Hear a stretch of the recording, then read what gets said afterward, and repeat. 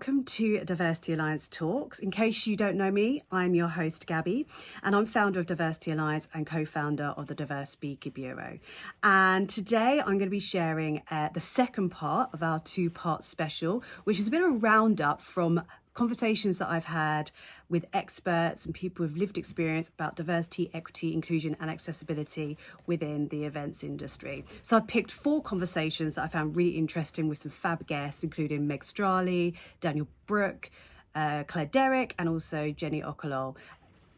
4 really interesting conversations, and I hope you're going to get a little bit from some of those kind of top insights that might guide us a little bit into 2024. It's a bit like having a bit of a crystal ball, in my opinion. But what am I wearing? What do I look like? So I've got a grey jumper on today because it's pretty chilly outside. I've got long dark hair, I've got brown skin, red lipstick, beige background, fairly boring, I know. But I have got my plant chaz here to kind of perk things up just a little bit.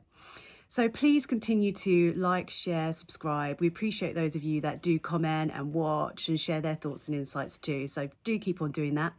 And I look forward to catching up with you all again in 2024. Until then, enjoy. I had an incredible conversation with workplace wellbeing expert Jenny Okolo. Super interesting, absolute legend. Do listen to the full podcast episode if you get the chance. But what she was really highlighting was around having more tailored resources, tools, support mechanisms for individual needs, rather than kind of bundling wellbeing into this one kind of size fits all.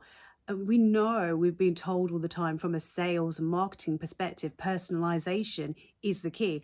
That is the best way to engage people and keep people committed, get their loyalty, for example. People need that personalization to feel like they are seen and they're cared for.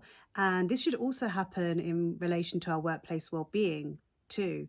And this comes from, as I've repeated a lot, collaboration, co-creation. Asking your employees what is going to be useful for them, what they actually need, rather than implementing the usual suspects, yoga, meditation, puppies in the office, finish work early on a Friday. Yes, all nice and great things, but are they really helping people? Are they what people really need? Are they what people really want? So it's about that individualization, is that a word? Personalization. And getting that feedback and having that feedback loop around what is working. So really enjoyed Jenny's insights around this. And the important thing is that well-being isn't just what we are giving to our employees to help support them with their mental or physical health and spiritual health within the workplace. It also comes from the culture. Toxic cultures really impact and affect mental health. Marginalization of people affects mental health.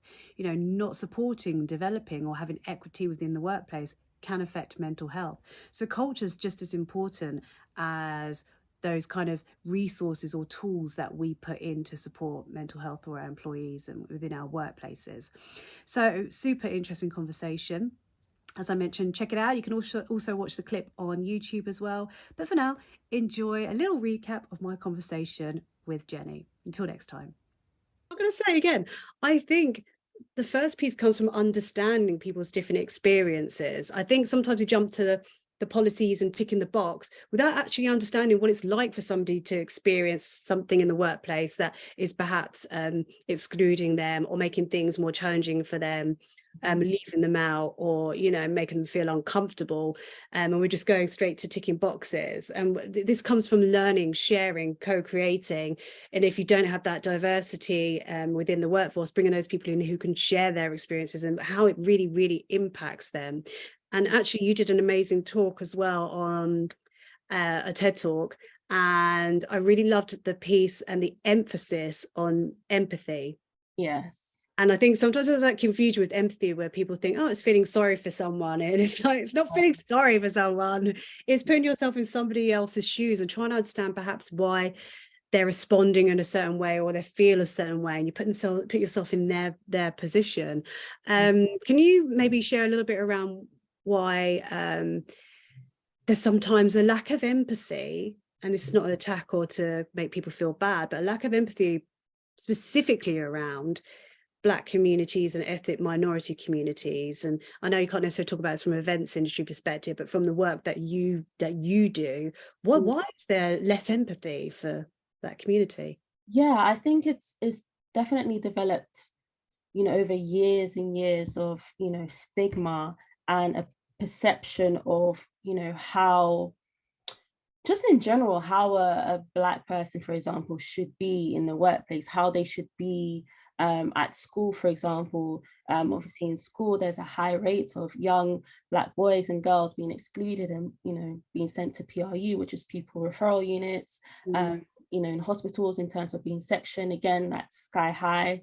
And I think, like I said, it's all about perception and ignorance and the unwillingness to sort of understand or wanting to listen to the other person's point of view, because there's also this thing about, I'll never be able to fully grasp how you experience discrimination, for example, or vice versa.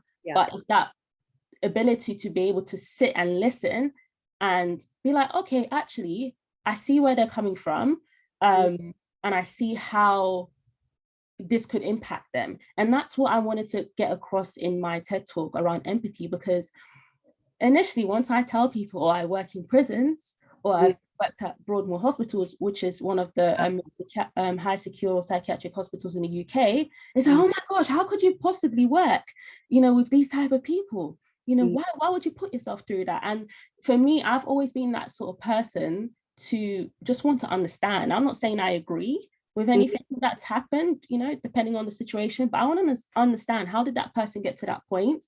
And that is where empathy comes from. Is that wanting to seek further information, that wanting to just not be led by pure judgment. And I think that's important as well within the workplace, because you will inevitably, engage with people from all walks of life, with different experiences, different upbringings and cultures that ultimately shape them. And I think it would be very close-minded to not be willing to listen to their own views, be willing to listen to their own experiences, which ultimately would affect the workforce as well. So I think with Black people, all those of ethnic minority backgrounds, it's quite difficult, because already you're coming into a space where it's like, you're forcing yourself to assimilate because maybe you don't want to upset somebody, or you want to make sure you keep your job. So there's all these different barriers and obstructions and just pressures that's already on you, that sometimes, even for me, I've experienced just not saying anything, keeping quiet, and just looking forward and just making sure that I make it to the next day, at work, when it shouldn't be like that. That's not a safe space. So that's why it's really important that even within those decision-making places, that there is representation there from different views. I totally agree with you. Well, that's all for now. Thank you so much for joining a part 2 of our DEI in events and the workplace reflections for 2023. If any of this resonated with you, then do feel free to comment, do feel free to message me, do feel free to like, subscribe, all of those things. You can catch the other episodes and the bite-sized clips on our YouTube channel, or hop on over to your favourite podcast platform and have a little listen there. And thanks again for joining.